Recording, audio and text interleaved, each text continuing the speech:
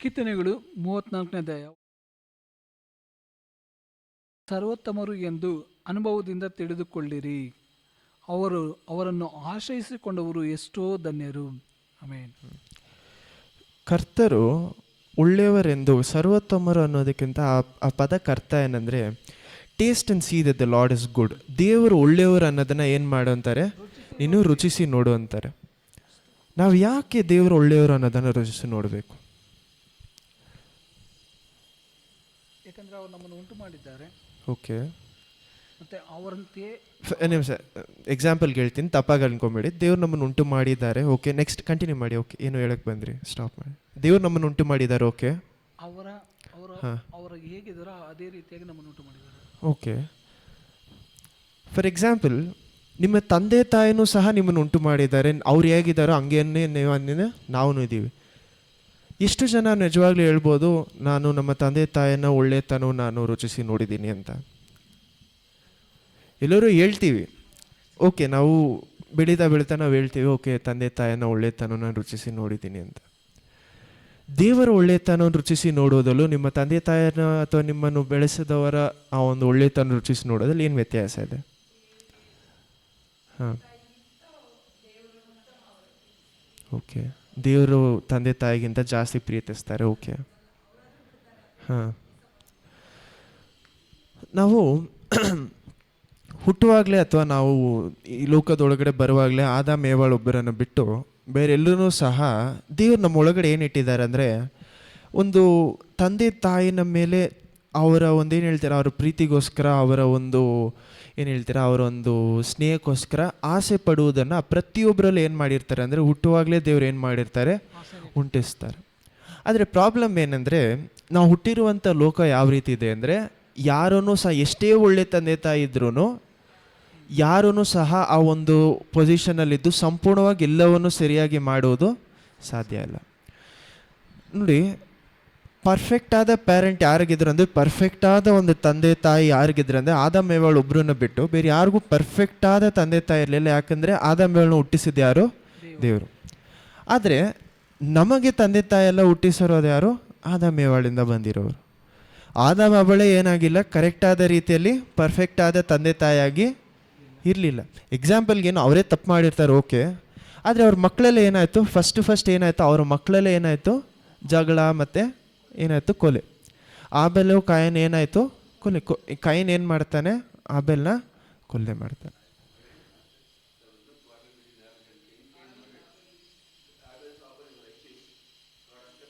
ಇವಾಗೇನು ನಾನೇನು ಮಾತಾಡ್ದೆ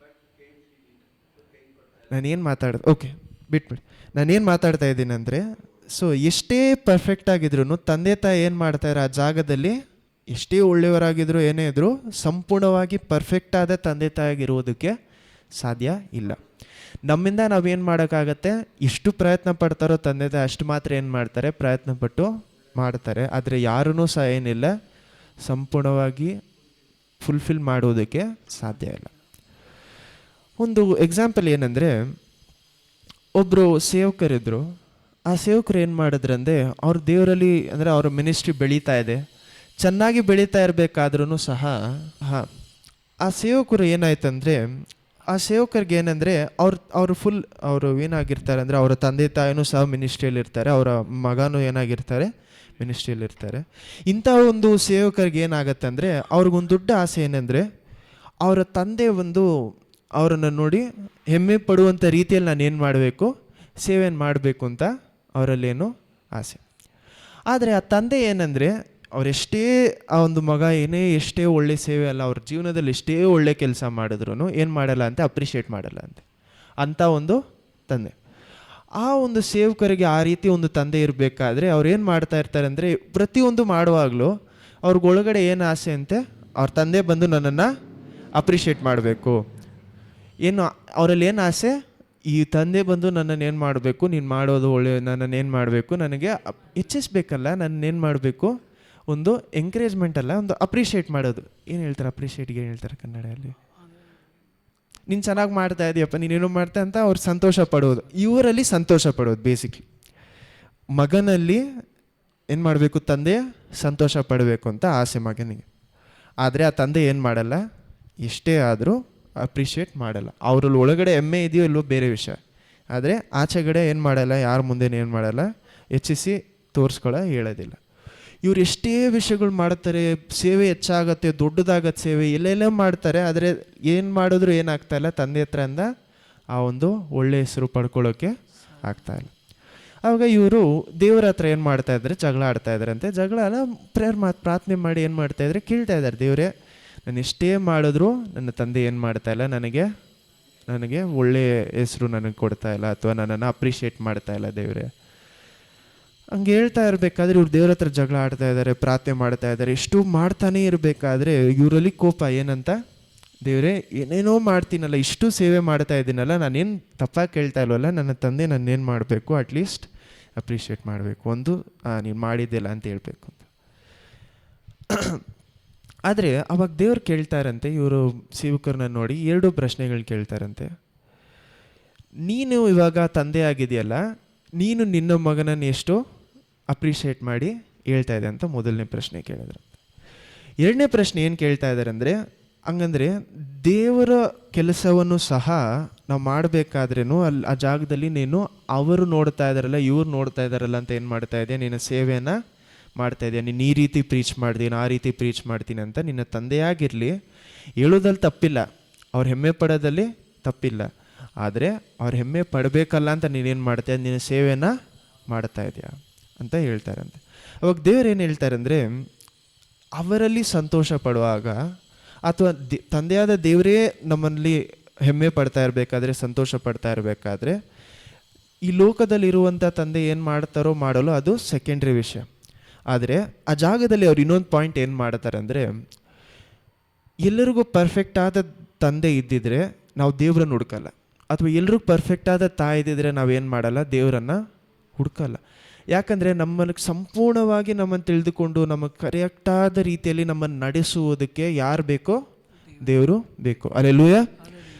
ನಮ್ಮನ್ನು ಸಂಪೂರ್ಣವಾಗಿ ಕರೆಕ್ಟಾದ ತಂದೆ ತಾಯಿಯಾಗಿರುವುದು ಯಾರು, ದೇವರು. ಈ ಲೋಕದಲ್ಲಿ ಇರುವಂಥವ್ರನ್ನ ನಾವು ತಪ್ಪಾಗಿ ಹೇಳಿ ತಪ್ಪಾಗಿ ಮಾತಾಡಿ ನಾನು ಹೇಳ್ತಾ ಇಲ್ಲ, ಆದರೆ ನಿಮಗೆ ಸಂಪೂರ್ಣವಾಗಿ ಕರೆಕ್ಟಾಗಿ ನಿಮ್ಮನ್ನು ನಡೆಸುವಂಥ ತಂದೆ ಆಗಿರಲಿ ತಾಯಿ ಆಗಿರಲಿ ಯಾರು, ದೇವರು. ನಿಮ್ಮನ್ನು ಸಂಪೂರ್ಣವಾಗಿ ಅರ್ಥ ಮಾಡಿಕೊಳ್ಳುವುದು ಯಾರು, ದೇವರು.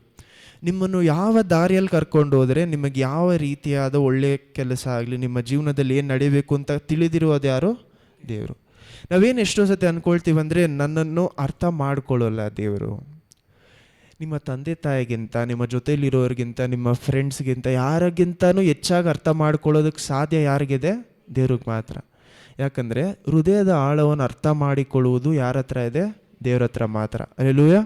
ಓಕೆ, ನಾನು ಏನಕ್ಕೋಸ್ಕರ ಹೇಳಿದೆ ಅಂದರೆ, ನಿಮ್ಮನ್ನು ಹುಟ್ಟಿಸಿರುವಂಥವರ ಒಂದು ಒಳ್ಳೆತನವನ್ನು, ಪ್ರೀತಿಯನ್ನು ನೀವು ರುಚಿಸಿ ನೋಡುವುದಕ್ಕೆ, ಸಂಪೂರ್ಣವಾಗಿ ರುಚಿಸಿ ನೋಡೋದು ಸಾಧ್ಯ ಇಲ್ಲ. ದೇವರ ಸೇವಕರ ಹತ್ರ ಅದನ್ನೇ ಹೇಳ್ತಾ ಇದ್ದಾರೆ. ಏನಂತ ಹೇಳ್ತಾರೆ ಅಂದರೆ, ನೀನು ಸಂಪೂರ್ಣವಾಗಿ ನಿನ್ನ ತಂದೆ ಅಥವಾ ತಾಯಿಯ ಒಳ್ಳೆತನವನ್ನಾಗಲಿ, ಅವ್ರ ಒಳಗಡೆ ಮನಸ್ಸಲ್ಲಿ ಇರೋದಾಗಲಿ ನೀನು ಮಾಡೋಕ್ಕಾಗಲ್ಲ, ರುಚಿಸೋದಕ್ಕೆ ಸಾಧ್ಯ ಇಲ್ಲ.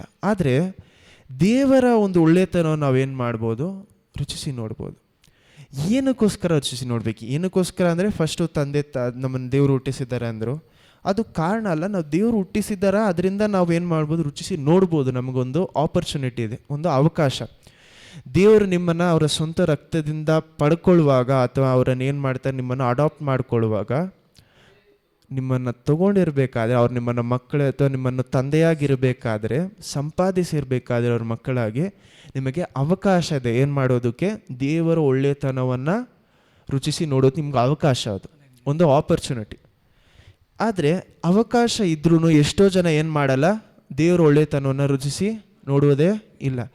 ದೇವ್ರ ಹತ್ರ ಇರ್ತಾರೆ, ರಕ್ಷಣೆಯಲ್ಲಿ ಇರ್ತಾರೆ, ದೇವ್ರ ಒಳ್ಳೆತನವನ್ನು ಅವ್ರ ಜೀವನದಲ್ಲಿ ನೋಡಿರೋದೇ ಇಲ್ಲ. ನನ್ನ ಪ್ರಶ್ನೆ ಏನಂದರೆ, ಯಾಕೆ ನೀವು ದೇವ್ರ ಒಳ್ಳೆತನವನ್ನು ನೋಡಬೇಕು? ನೀವು ಯಾಕೆ ನಿಮ್ಮ ತಂದೆ ತಾಯಿನ ಒಳ್ಳೆತನವನ್ನು ನೋಡಬೇಕು? ಸಿಂಪಲ್ ಆದ ಪ್ರಶ್ನೆ. ತಂದೆ ತಾಯಿ ಒಳ್ಳೆತನ ರುಚಿಸಿ ನೋಡಿದರೆ ಎಲ್ಲ ಓಕೆ ಹೇಳ್ತಾ ಇದ್ದಾರೆ. ಏನಕ್ಕೋಸ್ಕರ ನೀವು ರುಚಿಸಿ ನೋಡಬೇಕು? ಸಿಂಪಲಾಗಿ ಸ್ಟಾರ್ಟ್ ಮಾಡೋಣ. ನಿಮ್ಮ ತಂದೆ ತಾಯಿ ಒಳ್ಳೆತನ ಅಂದರೆ ಏನು ಮಾಡಿರ್ತಾರೆ, ಅವ್ರ ಕ್ರಿಯೆ ಏನಲ್ಲಿರುತ್ತೆ? ಅಲ್ಲಲ್ಲ, ನಿಮಗೆ ಮಾಡಿರುವಂಥ ಒಳ್ಳೆತನಗಳು ಓಕೆ, ಏನೆಲ್ಲ ಹೇಳ್ತೀರಾ? ಆ ಒಳ್ಳೆತನಗಳು ಏನೇನ ಬರುತ್ತೆ? ಪ್ರಾಣಕ್ಕಿಂತ ಹೆಚ್ಚಾಗಿ ನಮ್ಮನ್ನ ಅಂದರೆ ನಮ್ಮ ಪ್ರೀತಿ ಮಾಡಿರ್ತಾರೆ, ಅವ್ರು ನಿಮ್ಮನ್ನು ಪ್ರೀತಿ ಮಾಡಿರ್ತಾರೆ. ಲಿಸ್ಟ್ ಓಕೆ, ನಿಮ್ಮನ್ನು ಪ್ರೀತಿ ಮಾಡಿರ್ತಾರೆ, ಓಕೆ. ಬೇರೆ ನಿಮ್ಮ ಕಷ್ಟದಲ್ಲಿ ಜೊತೆ ಇದ್ದಿರ್ತಾರೆ, ಓಕೆ. ಹಾಂ, ಬೇರೆ ನೀಡ್ಸ್, ನಮ್ಮ ಊಟ ಆಗಿರಲಿ ಬಟ್ಟೆ ಆಗಿರಲಿ ಎಲ್ಲವನ್ನ ಏನು ಮಾಡ್ತಾ ಇದ್ದಾರೆ, ಕೊಡ್ತಾ ಇದ್ದಾರೆ, ಓಕೆ. ಹುಷಾರಿಲ್ದಿರುವಾಗ ನೋಡ್ಕೊಳ್ತಾರೆ, ಓಕೆ. ಪ್ರೀತಿ ತೋರಿಸ್ತಾರೆ, ಎಲ್ಲ ಇದನ್ನೇನು ಹೇಳ್ತೀರಿ, ಒಳ್ಳೆತನ ಅಂತ. ನೋಡಿ, ಒಬ್ಬರ ಒಳ್ಳೆತನವು ನಾವು ತಿಳ್ಕೊಬೇಕಂದ್ರೂ ಅವರ ಕ್ರಿಯೆ ಏನಾಗಬೇಕು, ನಮಗೆ ಗೊತ್ತಾಗಬೇಕು. ಕ್ರಿಯೆ ಇಲ್ಲದೆ ಹೋದರೆ ನಮ್ಮಿಂದ ಏನು ಮಾಡೋಕ್ಕಾಗಲ್ಲ, ಒಬ್ಬರ ಒಳ್ಳೆತನ ನಾವು ಏನು ಮಾಡೋಕ್ಕಾಗಲ್ಲ, ನೋಡೋಕ್ಕೆ ಸಾಧ್ಯ. ಫಾರ್ ಎಕ್ಸಾಂಪಲ್, ನೀವು ಹೇಳ್ಬೋದು ನಾನು ಪ್ರೀತಿ ಮಾಡ್ತೀನಿ, ಏನು ಹೇಳ್ತಾ, ದೇವ್ರು ನಾನು ಪ್ರೀತಿ ಮಾಡ್ತೀನಿ, ದೇವರ ಪ್ರೀತಿ ಮಾಡ್ತೀನಿ ಅಂತ. ಇವಾಗ ನಿಮ್ಮ ಪ್ರೀತಿ ಗೊತ್ತಾಗತ್ತೆ ನಿಮ್ಮ ಕ್ರಿಯೆಯಲ್ಲಿ. ಇವಾಗ ನೀವು ಒಂದು ವಿಷಯ ಹೇಳ್ತಾ ಇದ್ದೀರಾ ಏನಂತ, ಫಾರ್ ಎಕ್ಸಾಂಪಲ್ ನೀವು ಎಲ್ಲೋ ಒಂದು ಕಾಲೇಜ್ಗೋ ಒಂದು ಸ್ಕೂಲ್ಗೋ ಇಂಟರ್ವ್ಯೂಗೆ ಹೋಗ್ತಾ ಏನು ಕೆಲಸಕ್ಕೋಸ್ಕರ ಕೇಳೋಕೆ ಹೋಗ್ತಾರೆ ಅಂತ ಇಟ್ಕೊಳ್ಳಿ. ಮೊದಲು ಏನು ಮಾಡ್ತಾರೆ, ನೀವು ನಿಮ್ಮ ರೆಸ್ಯೂಮ್ ಎಲ್ಲ ನೋಡ್ಬಿಟ್ಟು ಏನು ಹೇಳ್ತಾರೆ, ಇದೆಲ್ಲ ನಿಜವಾಗ್ಲೂ ನಿನಗೆ ಗೊತ್ತಿದೆಯಾ ಇಲ್ವ ಅಂತ ಟೆಸ್ಟ್ ಮಾಡಿ ನೋಡ್ತಾರೆ ಎಕ್ಸಾಂಪಲ್ಗೆ.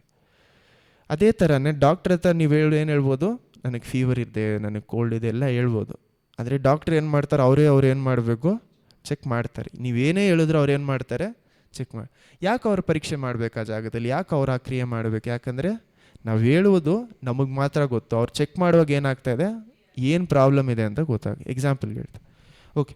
ಸೊ ನೀವು ದೇವರನ್ನು ಪ್ರೀತಿ ಮಾಡ್ತೀರಿ ಅನ್ನೋದನ್ನು ನಿಮ್ಮ ಕ್ರಿಯೆಯಿಂದ ನೀವೇನು ಮಾಡ್ತೀರಾ, ತೋರಿಸ್ಬೋದು. ಅದೇ ರೀತಿ ನಿಮ್ಮ ತಂದೆ ತಾಯಿ ನಿಮ್ಮನ್ನು ಪ್ರೀತಿ ಮಾಡ್ತಾ ಇದ್ರು ಯಾವುದಲ್ಲಿ ತೋರಿಸ್ಬೇಕು, ಅವರ ಕ್ರಿಯೆಯಲ್ಲೇ ತೋರ್ಸೋಕ್ಕೆ ಸಾಧ್ಯ. ಒಂದೇ ದಾರಿ ಏನೋ ಅವರ ಕ್ರಿಯೆಯಲ್ಲಿ. ಅವ್ರ ಮನಸ್ಸಲ್ಲಿದೆ ಅನ್ನೋದು ನಮಗೇನಾಗಲ್ಲ, ಗೊತ್ತಾಗಲ್ಲ. ನಮಗೇನು ನಮ್ಮ ಕಣ್ಣಿಂದ ಅಥವಾ ನಮಗೆ ಅರ್ಥ ಆಗೋದೇನು, ಕ್ರಿಯೆಗಳು. ಇದೇ ಥರ ದೇವರು ನಿಮ್ಮನ್ನು ಪ್ರೀತಿಸ್ತಾರೆ ಅಂತ ನೀವು ದೇವ್ರ ವಾಕ್ಯದಲ್ಲಿ ಏನು ಮಾಡ್ಬೋದು, ಓದ್ಬೋದು. ನೀವೇನು ಹೇಳ್ಬೋದು, ದೇವ್ರು ನಿಮ್ಮನ್ನು ಹೆಚ್ಚಾಗಿ ಪ್ರೀತಿ ಮಾಡ್ತಾರೆ, ದೇವ್ರು ನಿಮ್ಮನ್ನು ಏನು ಮಾಡ್ತಾ ಇದ್ದಾರೆ, ಹೆಚ್ಚಾಗಿ ಎಲ್ಲೊಂದು ಮಾಡ್ತಾರೆ ಅಂತ ನಾವು ಒಪ್ಕೊಳ್ತೀವಿ. ಎಲ್ಲರೂ ನಾವೇನು ಮಾಡ್ತೀವಿ, ಒಪ್ಕೊಳ್ತೀವಿ. ಆದರೆ ನಿಮ್ಗೆ ಯಾವಾಗ ಅರ್ಥ ಆಗತ್ತೆ ನಿಜವಾಗ್ಲೂ ದೇವರ ಪ್ರೀತಿ, ಅವರ ಕ್ರಿಯೆಯಲ್ಲಿ. ನೋಡಿ, ಅವ್ರು ಮಾಡಿರುವಂಥ ಮೊದಲ ಕ್ರಿಯೆ ಯಾವುದು, ನಿಮ್ಮನ್ನು ಅವರ ಪ್ರೀತಿ ಅರ್ಥ ಮಾಡಿಕೊಳ್ಳಿಸೋದಕ್ಕೆ ಅವ್ರು ಮಾಡಿರುವಂಥ ಒಳ್ಳೆ ಕ್ರಿಯೆ. ಫಸ್ಟ್ ಕ್ರಿಯೆ ಏನು, ನಿಮ್ಮನ್ನು ಹುಟ್ಟಿಸೋದು, ನಿಮ್ಮನ್ನು ಈ ಲೋಕದಲ್ಲಿಂದ ನಿಮ್ಮನ್ನು ಏನು ಮಾಡ್ತಾ ಇದ್ದಾರೆ, ಬೇರ್ಪಡಿಸಿ. ನಿಮ್ಮ ರಕ್ಷಣೆ ಏನಾಯಿತು, ನಿಮಗೆ ಅವರ ಒಳ್ಳೆತನದ ಫಸ್ಟು ಗುರುತು. ಯಾಕಂದರೆ ಅಲ್ಲಿ ಏನು ಹೇಳ್ತಾ ಇದ್ದಾರೆ, ನೀವು ಲೋಕದಲ್ಲಿ ಸತ್ತೋಗಿರಬೇಕಾದ್ರೆ, ಎಫೆಷನ್ಸ್ 2 ಹೇಳ್ತಾರೆ, ನೀವು ಪಾಪದಲ್ಲಿ ಈ ಲೋಕದ ಪಿಶಾಚೆ ಕೆಳಗಡೆ ಇರಬೇಕಾದ್ರೆ, ನಿಮ್ಮ ಆತ್ಮದಲ್ಲಿ ಸತ್ತೋಗಿರ್ಬೇಕಾದ್ರೆ ದೇವ್ರು ಏನು ಮಾಡಿದ್ರಂತೆ, ನಿಮ್ಮನ್ನು ಆಯ್ದುಕೊಂಡು ನಿಮಗೆ ಹೊಸ ಜೀವನವನ್ನು ಏನು ಮಾಡಿದ್ರಂತೆ, ಕೊಟ್ಟರು. ಹಲ್ಲೆಲೂಯಾ. ಅದನ್ನು ಮಾತ್ರ ಅಲ್ಲ, ನಿಮ್ಮ ಪಾಪಗಳೆಲ್ಲವನ್ನು ಏನು ಮಾಡ್ತಾ ಇರಂತೆ, ದೇವರು ಕ್ಷಮಿಸ್ತಾರೆ. ಓಕೆ. ಸೊ ದೇವರ ಒಳ್ಳೆತನವನ್ನು ನಾವು ಏನು ಮಾಡಬೇಕು, ಫಸ್ಟ್ ಆ ಕ್ರಿಯೆಯಲ್ಲಿ ನೋಡ್ತೀವಿ. ಯಾವಾಗ ದೇವರು ಫಸ್ಟು ಕ್ರಿಯೆಯಲ್ಲಿ ನೋಡ್ತಾ ಇದ್ದೀವಿ, ಅವರು ನಿಮ್ಮನ್ನು ಹುಟ್ಟಿಸುವಾಗ ಯಾವ ರೀತಿ ಒಂದು ತಂದೆ ತಾಯಿ ನಿಮ್ಮನ್ನು ಹುಟ್ಟಿಸುವಾಗ ಅವರ ಒಳ್ಳೆ ಕ್ರಿಯೆಯನ್ನು, ಅವರ ಒಳ್ಳೆ ಗುಣವನ್ನು, ಅವರ ಪ್ರೀತಿ ನಿಮಗೆ ತೋರಿಸ್ತಾರೋ, ಅದೇ ರೀತಿ ಏನು ಮಾಡ್ತಾ ಇದ್ದಾರೆ ದೇವರು, ಅವರು ನಿಮ್ಮನ್ನು ರಕ್ಷಣೆ ಒಳಗಡೆ ಕರ್ಕೊಂಬರ್ಬೇಕಾದ್ರೆ ಅವರು ಫಸ್ಟ್ ಒಳ್ಳೆತನವನ್ನು ತೋರಿಸ್ತಾ ಇದ್ದಾರೆ. ಅದಾಗಿದ ತಕ್ಷಣ ಇಮ್ಮಿಡಿಯೇಟಾಗಿ ತಂದೆ ತಾಯಿ ನಿಮಗೆ ತೋರಿಸುವಂಥ ಒಳ್ಳೆತನ ಏನು, ನಿಮ್ಮ ನೀಡ್ಸ್ ಪೂರೈಸುವಾಗ. ನಿಮಗೆ ಊಟ ಕೊಡಬೇಕಾದ್ರೂ, ಬಟ್ಟೆ ಕೊಡಬೇಕಾದ್ರೂ, ನಿಮ್ಮ ಕೊರತೆಗಳನ್ನು ಪೂರೈಸುವಾಗಲೇ ನಿಮಗೇನು ಅರ್ಥ ಆಗುತ್ತೆ, ನಿಮ್ಮ ತಂದೆ ತಾಯಿನ ಒಳ್ಳೆತನ. ಹಲ್ಲೆಲೂಯಾ. ಬೇರೆ ಯಾವುದರಿಂದನೂ ನೀವೇನು ಮಾಡೋಕ್ಕಾಗಲ್ಲ, ಅವ್ರ ಒಳ್ಳೆತನವನ್ನು ಸ್ಟಾರ್ಟಿಂಗಲ್ಲಿ ಹೇಳ್ತಾ ಇದ್ದೀನಿ, ಅವ್ರ ಒಳ್ಳೆತನ ಏನು ಮಾಡೋಕ್ಕಾಗಲ್ಲ, ಅರ್ಥ ಮಾಡ್ಕೊಳ್ಳೋಕ್ಕೆ ಸಾಧ್ಯ ಇಲ್ಲ. ನಿಮ್ಮ ತಂದೆ ತಾಯಿನ ಒಳ್ಳೆತನ ಅರ್ಥ ಮಾಡ್ಕೊಳ್ಳೋಕ್ಕೆ ಸಾಧ್ಯ. ಯಾಕಂದರೆ ಹುಟ್ಟಿದ ದಿನದಿಂದಾನೇ ಏನು ಮಾಡ್ತಾ ಇದ್ದಾರೆ, ನಿಮಗೆ ಹುಟ್ಟಿಸಿದ ದಿವಸದಿಂದ ಏನು ಮಾಡ್ತಾರೆ, ಫಸ್ಟ್ ಏನು ನೋಡ್ಕೊಳ್ತಾರೆ, ನಿಮ್ಮ ಊಟ ಬಟ್ಟೆ. ಅದನ್ನೇ ದೇವರ ವಾಕ್ಯದಲ್ಲಿ ಏನು ಹೇಳ್ತಾರೆ, ಮತ್ತೆ 6ನೇ ಅಧ್ಯಾಯದಲ್ಲಿ ಏನು ಹೇಳ್ತಾರೆ, ನಿಮ್ಮೆಲ್ಲರೂ ಗೊತ್ತಿರುವಂಥ ವಾಕ್ಯ. ಏನು ಹೇಳ್ತಾರೆ, ದೇವರು ಏನು ಮಾಡ್ತಾರಂತೆ, ಪಕ್ಷಿಗಳಿಗೂ ಪ್ರಾಣಿಗಳಿಗೂ ಏನು ಮಾಡ್ತಾರಂತೆ, ಪೋಷಿಸುವಂಥ ದೇವರು ನಿಮಗೇನು ಮಾಡುವುದಿಲ್ಲ, ನಿಮಗೆ ಪೋಷಿಸೋದಿಲ್ವಾ ಅಂತ ಏನು ಮಾಡ್ತಾರೆ, ಮತ್ತೆ 6ನೇ ಅಧ್ಯಾಯದಲ್ಲಿ ಕೇಳ್ತಾರೆ. ಆ ವಾಕ್ಯವನ್ನು ಓದಿ, ನಿಮ್ಗೆ ಗೊತ್ತಿರುವಂಥ ವಾಕ್ಯನೇ. ಮತ್ತೆ 6:24 ಓದಿ.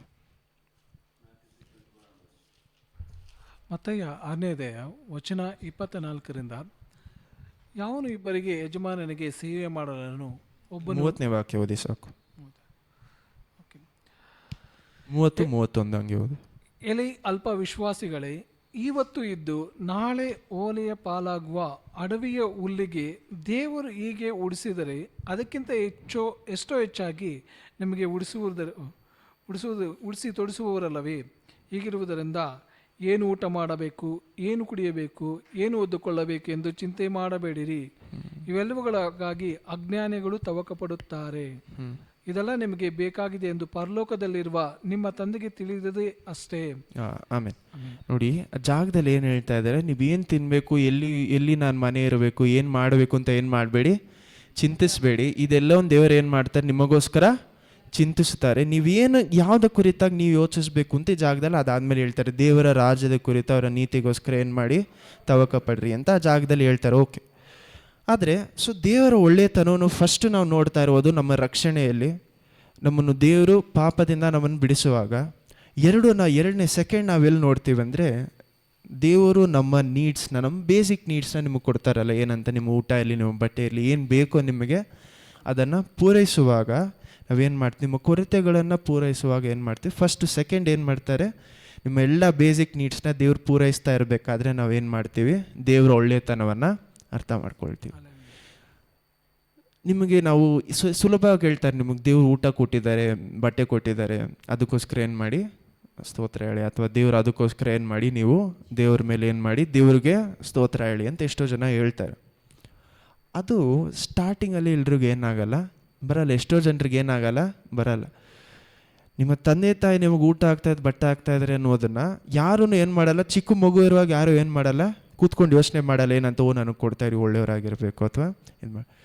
ಫಾರ್ ಎಕ್ಸಾಂಪಲ್, ಒಂದು ನಾಯಿ ಅಥವಾ ಒಂದು ಕ್ಯಾಟು, ಒಂದು ಏನೇ ಒಂದು ಅನಿಮಲ್ ಇರಲಿ, ಒಂದು ಪ್ರಾಣಿ, ಏನಕ್ಕೋಸ್ಕರ ನಿಮ್ಮ ಮನೇಲಿ ನೀವು ಒಳಗಡೆನೇ ಹಾಕಿದ್ರೆ ಏನಕ್ಕೋಸ್ಕರ ಜೊತೆಲೇ ಇರುತ್ತೆ, ಇವ್ರು ನಮಗೆ ಯಾವಾಗ ಟೈಮ್ಗೆ ಏನು ಬರ್ತಾ ಇದೆ, ಊಟ ಆಗ್ತಾ ಇದ್ದಾರೆ, ಬಟ್ ನಮ್ಗೇನು ಬೇಕೋ ಎಲ್ಲ ಏನಿದೆ ಕಂಫರ್ಟ್ ಇದೆ ಅನ್ನೋದಕ್ಕೋಸ್ಕರ ಏನು ಮಾಡುತ್ತೆ, ಆ ನಾಯಿ ಏನು ಮಾಡುತ್ತೆ, ಆಚೆ ಓಡೋಗಲ್ಲ, ಯಾವಾಗಲೂ ಮನೇಲಿ ಏನಿರುತ್ತೆ ಇರುತ್ತೆ.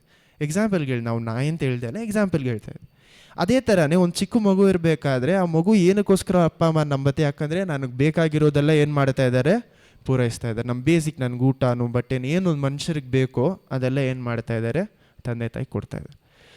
ಅದೇ ಥರನೇ ಅದಕ್ಕೆ ನೀವು ಓಕೆ ಇದು ಇಷ್ಟು ಮಾಡೋದು ಕಷ್ಟನಾ, ಇಷ್ಟು ಒಂದು ದೊಡ್ಡ ವಿಷಯನ ಅಂತ ನೀವು ಯಾವಾಗ ಅದಕ್ಕೋಸ್ಕರ ನೀವು ಅವ್ರ ಒಳ್ಳೆಯತನ ಜ್ಞಾಪಕ ಪಡಿಸ್ಕೊಳ್ತಾರೆ, ನೀವು ಬೆಳೆದು ನೀವು ನಿಮ್ಮ ಮಕ್ಳಿಗೆ ಮಾಡುವಾಗ ನೀವು ಏನು ಯೋಚನೆ ಮಾಡ್ತೀರಾ, ಓ ಇದೂ ಸಹ ಇಷ್ಟು ಕಷ್ಟನ, ಇಷ್ಟು ಮಾಡ್ತಾ ಇದ್ದೀವಲ್ಲ, ನಮ್ಮ ತಂದೆ ತಾಯಿ ನನಗೆ ಇದೆಲ್ಲ ಮಾಡಿದ್ದಾರಲ್ಲ ಅಂತ ನಾವು ಯೋಚನೆ ಮಾಡ್ತೀವಿ. ಯಾವಾಗ ಯೋಚನೆ ಮಾಡ್ತೀವಿ, ನಾವು ಆ ಸಿಚುವೇಶನಲ್ಲಿ ಇರಬೇಕಾದ್ರೆ. ಹಲ್ಲೆಲೂಯಾ. ಓಕೆ, ಇದೇ ಥರನೇ ನೀವು ಯಾವಾಗ ದೇವ್ರಿಗೆ ಸ್ತೋತ್ರ ಹೇಳ್ತೀರಾ ಅಂದರೆ, ನೀವು ಬೇರೆಯವ್ರಿಗೆ ಅದನ್ನೇ ಹೇಳ್ತೀವಲ್ಲ, ನೀವು ಬೇರೆಯವ್ರಿಗೆ ಅದನ್ನು ಮಾಡುವಾಗ ನಿಮ್ಗೇನು ಅರ್ಥ, ಓ ಇಷ್ಟು ಕಷ್ಟನ, ನಿಮಗಿಲ್ಲದೆ ಇರುವಾಗ ದೇವ್ರು ಪೂರೈಸ್ತಾರಲ್ಲ, ನನ್ನ ಹತ್ರ ಏನೂ ಇಲ್ಲ ದೇವ್ರೆ, ಇವಾಗ ನನಗೆ ಈ ಒಂದು ಕೊರತೆ ಇದೆ ಅಂತ ಹೇಳುವಾಗ ದೇವರ ಕೊರತೆಯನ್ನು ಪೂರೈಸುವಾಗಲೇ ನಮಗೇನು ಅರ್ಥ ಆಗುತ್ತೆ, ದೇವರೇ ನಿಮಗೆ ಸ್ತೋತ್ರ, ಇಷ್ಟು ನಿಮ್ಮ ಒಳ್ಳೆಯತನವನ್ನು ತೋರಿಸ್ತಾ ಇದ್ದೀರಲ್ಲ. ದೇವರೇ ನನ್ನ ಹತ್ರ ಏನೂ ಮಾಡೋದಕ್ಕೂ ಕಾಸಿಲ್ಲ, ಒಂದು ಊಟ ಮಾಡೋದಕ್ಕೂ, ಒಂದು ಪೆಟ್ರೋಲ್ ಹಾಕ್ಸ್ ಏನಕ್ಕೂ ಒಂದು ಕಾಸಿಲ್ಲ ಅಂತ ಹೇಳ್ಬೇಕಾದ್ರೆ ದೇವ್ರು ನಿಮ್ಮ ನೀಡನ್ನ ಪೂರೈಸುವಾಗ ನಮಗೇನಾಗತ್ತೆ, ದೇವರ ಒಳ್ಳೆಯತನ ಅರ್ಥ ಆಗುತ್ತೆ.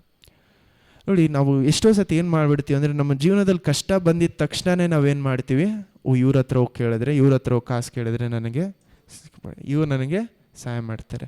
ನಿಮಗೆ ತುಂಬ ಹತ್ರ ಇರೋರೇ ಇರ್ಬೋದು ಅಥವಾ ದೂರ ಏನೇ ಇರಲಿ, ಆದರೆ ನಮ್ಮ ಜೀವನದಲ್ಲಿ ಆ ಒಂದು ಬೇಸಿಕ್ ನೀಡ್ ಅಂದರೆ ಊಟಕ್ಕೂ ಬಟ್ಟೆಗೂ ಆ ಒಂದು ಕಷ್ಟ ಬರುವಾಗಲೇ ನಾವು ದೇವರ ಒಳ್ಳೆಯತನವನ್ನು ಸುಲಭವಾಗಿ ನೋಡೋಕ್ಕೆ ಸಾಧ್ಯ. ನಾವು ಎಷ್ಟೋ ಸತಿ ಏನು ಮಾಡಿಬಿಡ್ತೀವಿ ಅಂದರೆ, ದೇವರನ್ನು ಕೇಳೋದಕ್ಕೆ ಮೊದಲು ಮನುಷ್ಯರನ್ನು ಕೇಳಿ ಏನು ಮಾಡ್ತೀವಿ, ಓಡೋಗ್ತೀವಿ. ಅವ್ರ ಹತ್ರ ನಾವು ಹೋದರೆ ಕೊಡ್ತಾರೆ, ಅದು ಬೇರೆ ವಿಷಯ. ಆದರೆ ಆ ಒಂದು ಸಿಚುವೇಶನಲ್ಲಿ ನಾವು ಏನು ಮಾಡ್ಬೋದಾಗಿತ್ತು, ದೇವರನ್ನು ಹುಡುಕಿದ್ರೆ ದೇವರ ಒಳ್ಳೆಯತನವನ್ನು ನಾವೇನು ಮಾಡ್ಬೋದಾಗಿತ್ತು, ದೇವರಲ್ಲಿ ಬೆಳೆಯೋದು ಹೆಚ್ಚಾಗ್ತಾಯಿತ್ತು. ದೇವರ ಒಳ್ಳೆಯತನ, ಅವರ ಪ್ರೀತಿಯನ್ನು ನಾವೇನು ಮಾಡ್ಬೋದಾಗಿತ್ತು, ತಿಳ್ಕೊಂಡು ಅರ್ಥ ಮಾಡ್ಕೊಬೋದು. ಹಲ್ಲೆಲೂಯಾ.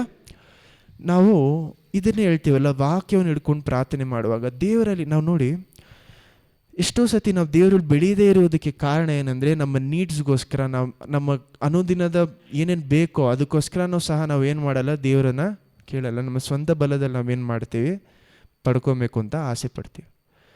ದೊಡ್ಡ ದೊಡ್ಡ ನೀಡ್ಸ್ ಬಿಟ್ಬಿಡಿ, ಚಿಕ್ಕ ಚಿಕ್ಕ ವಿಷಯಗಳಿರ್ಬೋದು, ಅದಕ್ಕೂ ಸಹ ನಾವೇನು ಮಾಡ್ತೀವಿ, ದೇವರೇ ಅಂತ ನಾವು ಕೇಳೋದಕ್ಕೆ ಬದಲು ಮನುಷ್ಯರು ನಾವೇನು ಮಾಡ್ತೀವಿ, ನೋಡೋಕ್ಕೆ ಪ್ರಾರಂಭಿಸ್ತೀವಿ. ನೀವು ಮನುಷ್ಯರು ನೋಡೋದೇ ಇರೋಕ್ಕೆ ಸಾಧ್ಯ ಇಲ್ಲ, ಅಥವಾ ನೀವು ಬೇರೆ ಯಾರನ್ನು ನೋಡೋದೇ ಇರುವುದಕ್ಕೆ ಏನು ಮಾಡೋಕ್ಕೆ, ಯಾರಾದರೂ ಸಹಾಯ ಮಾಡಲೇಬೇಕು. ಆದರೆ ಆ ಸಹಾಯವನ್ನು ದೇವರ ಮೂಲಕ, ದೇವರ ಹತ್ರ ಅಂತ ನಾವು ಕೇಳಿ ಪಡ್ಕೊಬೇಕಾದ್ರೆ ನಾವು ದೇವರಲ್ಲಿ ಏನು ಮಾಡ್ಬೋದು, ಹೆಚ್ಚಾಗಿ ಬೆಳಿಬೋದು. ಓಕೆ, ಇದು ಸೆಕೆಂಡ್ರಿ.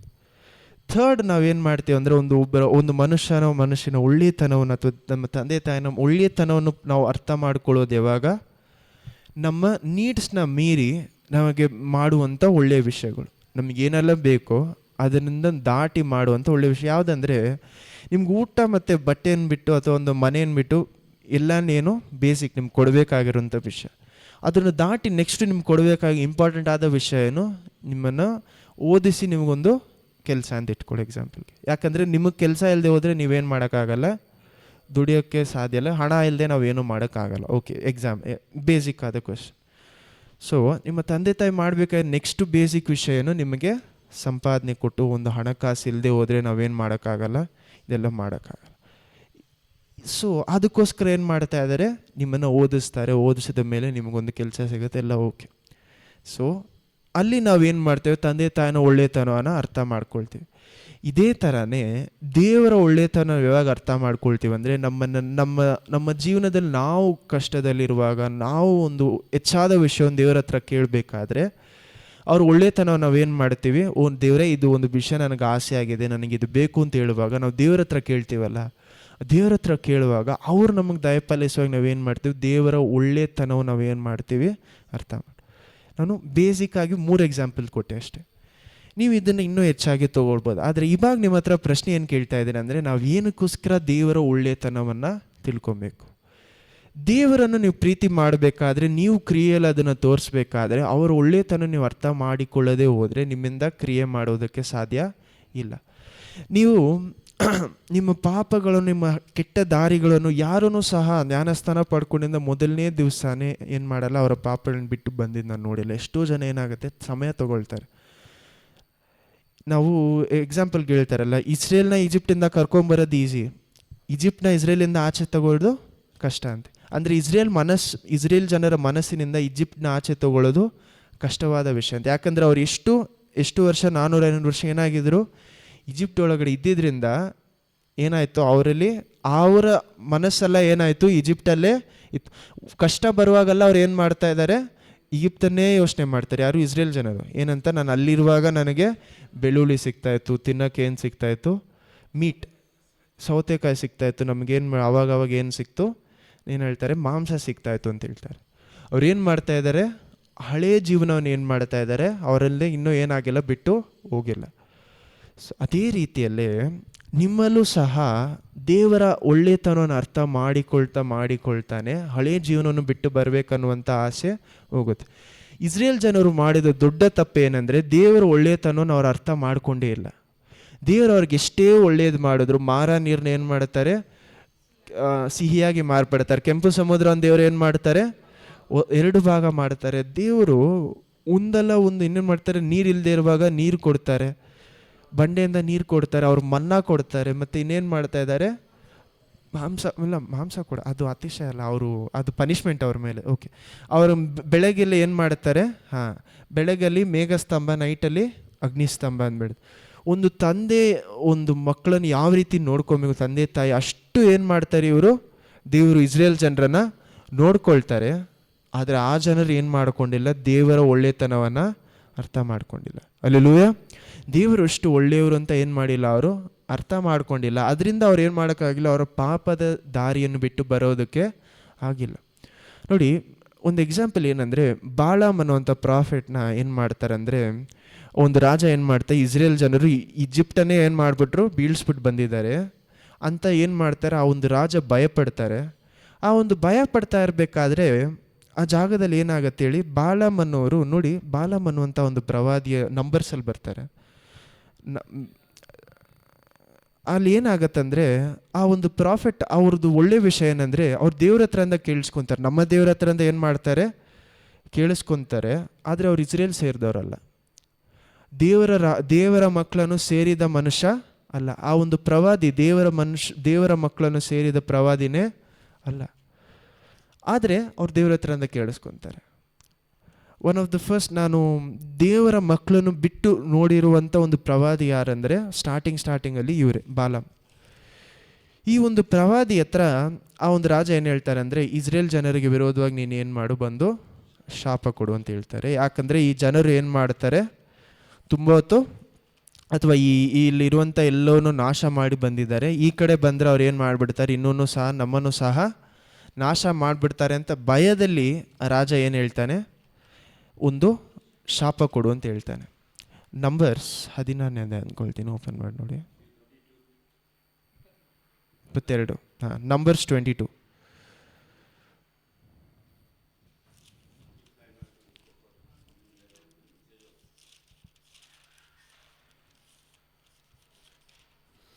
ಸ್ಟಾರ್ಟ್ ಮಾಡಿ, ಓದಿ 27 ಓದಿ. ಅರಣ್ಯಕಾಂಡ 22 ವಚನ 1. ತರುವಾಯ ಇಸ್ರಾಯೇಲರು ಪ್ರಯಾಣ ಮಾಡಿ ಯೆರಿಕೋ ಪಟ್ಟಣಕ್ಕೆ ಎದುರಾಗಿ ಯೋರ್ದಾನ್ ಹೊಳೆಯ ತೀರದಲ್ಲಿ ಮೋವಾಬರ ಬಯಲಿನಲ್ಲಿ ಇಳುಕೊಂಡರು. ಆ ಕಾಲದಲ್ಲಿ ಚಿಪ್ಪೋರನ ಮಗನಾದ ಬಾಲಾಕನು ಅರಸನಾಗಿದ್ದನು. ಇಸ್ರಾಯೇಲರು ಅಮೋರಿಯರನ್ನು ಸಂಹಾರ ಮಾಡಿದ ವರ್ತಮಾನವು ಅವನಿಗೆ ತಿಳಿದು ಬಂದಾಗ ಇಸ್ರಾಯೇಲರು ಬಹುಮಂದಿ ಆದದ್ದರಿಂದ ಮೋವಾಬರು ಬಲು ದಿಗಿಲುಪಟ್ಟರು. ಅವರು ಇಸ್ರಾಯೇಲಿನ ವಿಷಯದಲ್ಲಿ ಸಹಿಸಲಾರದಷ್ಟು ಹೆದರಿಕೆಯುಳ್ಳವರಾಗಿ ಮೀದ್ಯಾನರ ಹಿರಿಯರಿಗೆ ದನಗಳ ಅಡವಿಯ ಹುಲ್ಲನ್ನೆಲ್ಲ ಮೇಯ್ದು ಬಿಡುವಂತೆ ಈ ಸಮೂಹವು ನಮ್ಮನ್ನು ನಮ್ಮ ಸುತ್ತಮುತ್ತಲಿರುವ ಎಲ್ಲರನ್ನು ನಿರ್ಮೂಲ ಮಾಡುವ ಹಾಗೆಯೇ ಇದೆ. ಆಮೇಲೆ ನೋಡಿ, ಓಕೆ. ಈ ಜಾಗದಲ್ಲಿ ಏನಾಗ್ತಾ ಇದ್ರೆ, ಮೋವಾಬ್ ರಾಜ ಏನು ಮಾಡ್ತಾನೆ ಅಂದರೆ, ಬಾಲಾಮ್ ಹತ್ರ ಏನು ಮಾಡ್ತಾನೆ ಅಂದರೆ ಪ್ರಾಫಿಟ್ಸ್ನ ಅವನಲ್ಲಿರುವಂಥ ಕಿಂಗ್ ಜೊತೆ ಇರುವಂಥ ಮಿನಿಸ್ಟರ್ಸ್ ಎಲ್ಲ ಏನು ಮಾಡ್ತಾನೆ, ಆ ಒಂದು ಪ್ರಾಫಿಟ್ ಹತ್ರ ಕಳಿಸ್ತಾನೆ. ಏನಕ್ಕೋಸ್ಕರ ಅಂದರೆ, ಇಸ್ರೇಲ್ ಜನರ ಮೇಲೆ ನೀನು ಏನು ಮಾಡು, ಒಂದು ಶಾಪ ಹೇಳ್ಬೇಕು. ಯಾಕಂದರೆ ಈ ಜನರು ಏನು ಮಾಡ್ತಾರೆ, ಎಲ್ಲೆಲ್ಲ ಹೋಗ್ತಾರೋ ಎಲ್ಲ ಕಡೆ ಏನು ಮಾಡಿಬಿಡ್ತಾರೆ, ಫುಲ್ ನಾಶ ಮಾಡಿಬಿಟ್ಟು ಹೋಗ್ತಾರೆ ಅಂತ ಏನು ಮಾಡ್ತಾರೆ, ಮೋವಾಬ್ ರಾಜ ಭಯಪಡ್ತಿ ಏನು ಮಾಡ್ತಾನೆ, ಈ ಕಡೆ ಕಳಿಸ್ತಾನೆ. ಬಾಲಾಮ್ ಫಸ್ಟ್ ಟೈಮ್ ಏನು ಮಾಡ್ತಾರೆ, ನಾನು ದೇವರ ಹತ್ರ ಕೇಳ್ಬಿಟ್ಟು ಹೇಳ್ತೀನಿ ಅಂತ ಏನು ಮಾಡ್ತಾರೆ. ಬಾಲಾಮ್ ಅನ್ನೋರು ದೇವರ ಇಸ್ರೇಲ್ ಜನರಿಗೆ ಸೇರಿದವರಲ್ಲ, ಯಾರಿಗೂ ಸೇರಿದವರಲ್ಲ, ದೇವರು. ಆದರೆ ಇವ್ರ ಹತ್ರ ಮಾತಾಡ್ತಾಯಿದ್ರು, ದೇವರ ಪ್ರವಾದಿ ಆಗಿದ್ರು. ಎಲ್ರಿಗೂ ಗೊತ್ತಿದ್ದ ಕಾರಣದಿಂದ ಬಾಲಾಮ್ ಹತ್ರ ಹೋಗಿ ಕೇಳಬೇಕಾದ್ರೆ ಇವ್ರೇನು ಹೇಳ್ತಾರೆ, ನಾನು ದೇವ್ರ ಹತ್ರ ಹೋಗಿ ಕೇಳ್ಬಿಟ್ಟು ಬರ್ತೀನಿ. ಅವಾಗೇನು ಹೇಳ್ತಾರೆ ಅಂದರೆ, ದೇವ್ರು ಹೇಳ್ತಾರೆ, ಇಸ್ರೇಲ್ ಜನರು ನನ್ನ ಜನರು, ನಾನು ಏನು ಮಾಡ್ತೀನಿ, ನಾನು ಅವ್ರನ್ನ ಆಶೀರ್ವದಿಸೋರ ಮೇಲೆ ನೀನು ಯಾವ ರೀತಿ ಶಾಪ ಹೇಳೋಕ್ಕೆ ಸಾಧ್ಯ ಅಂತ ಹೇಳ್ಬಿಡ್ತಾರೆ.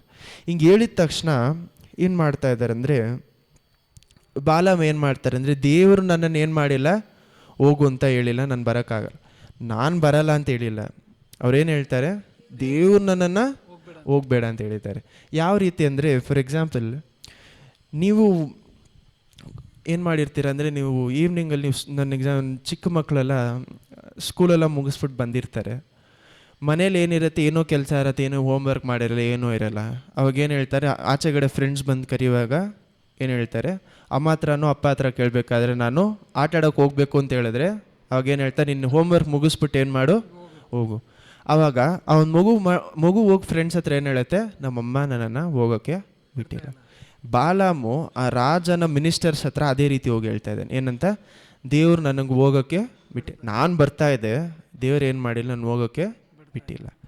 ಸೊ ಇವಾಗ ಬಾಲಾಮ್ ಈ ರೀತಿ ಹೇಳ್ಬೇಕಾದ್ರೆ ಅವ್ನು ಏನು ಮಾಡ್ತಾನೆ, ಅವ್ನು ಹೋಗೋಕ್ಕೆ ಇಷ್ಟ ಆದರೆ ಹೋಗೋಕ್ಕೆ ಬಿಟ್ಟಿಲ್ಲ. ನೆಕ್ಸ್ಟ್ ಏನು ಮಾಡ್ತಾರೆ ಅಂದರೆ, ರಾಜ ಇನ್ನೂ ಎಕ್ಸ್ಟ್ರಾ ಏನು ಮಾಡ್ತಾರೆ, ಹಣಕಾಸು ಇನ್ನೂ ಜಾಸ್ತಿ ಏನು ಮಾಡ್ತಾರೆ, ಕಳಿಸ್ತಾರೆ. ಕಳಿಸಿದ ತಕ್ಷಣ ಇವಾಗ ಏನು ಹೇಳ್ತಾನೆ ಅಂದರೆ, ಇವನೇನು ಹೇಳ್ತಾನೆ ಅಂದರೆ, ನಾನು ಇನ್ನೊಂದು ಸತಿ ದೇವ್ರ ಹತ್ರ, ದೇವ್ರು ಹೇಳಿದ್ದನ್ನು ಏನೋ ಚೇಂಜ್ ಮಾಡುವಂಥ ರೀತಿಯಲ್ಲಿ ಏನು ಮಾಡ್ತಾನೆ, ದೇವ್ರು ನನಗೆ ಹೆಚ್ಚಾಗಿ ಸಂಪತ್ತು ಕೊಡಬೇಕಂತಾನೆ ಏನು ಮಾಡಿದ್ದಾರೆ, 2ನೇ ಸತಿ ಕಳಿಸಿದ್ದಾರೆ ಅಂತ ಏನು ಮಾಡ್ತಾರೆ. ಹೇಳಿದ ತಕ್ಷಣ ಇವನು ಏನು ಮಾಡ್ತಾನೆ ಅಂದರೆ, ಬಾಲಾಮು 2ನೇ ಸತಿ ನಾನು ದೇವ್ರ ಹತ್ರ ಹೋಗಿ ಕೇಳ್ಬಿಟ್ಟು ಬರ್ತೀನಿ ಅಂತ ಹೋಗ್ತಾನೆ. ಒಳಗಡೆ ಹೋಗಿ ತಿರುಗಿ ಆಚೆ ಬಂದು ಏನು ಮಾಡ್ದ, ಆವಾಗ ಸೆಕೆಂಡ್ ಅವ್ನು ಹೋಗ್ಬೇಕಾದ್ರೆ ಫಸ್ಟ್ ಟೈಮ್ ದೇವ್ರು ಕೇಳ್ತಾರೆ ಏನಂತ, ಬಾಲಾಮನ ಹತ್ರ ಕೇಳ್ತಾರೆ ದೇವರು ಫಸ್ಟ್ ಟೈಮ್ ಏನಕ್ಕೋಸ್ಕರ ಇವ್ರು ಇಲ್ಲಿದ್ದಾರೆ ಅಂತ. ಸೆಕೆಂಡ್ ಟೈಮ್ ಏನು ಹೇಳ್ತಾನೆ, ಅವ್ರು ಬರ್ತಾರೆ, ನೀನೇ ಹೋಗು ಅಂತ. ಅವ್ನು ಮಾತಾಡೋದಕ್ಕೆ ಮೊದಲೇ ದೇವ್ರು ಏನು ಹೇಳ್ಬಿಡ್ತಾರೆ, ಅವ್ರು ಬರ್ತಾರೆ, ನೀನೇನು ಮಾಡು, ಹೋಗು ಅಂದ್ಬಿಡ್ತಾರೆ.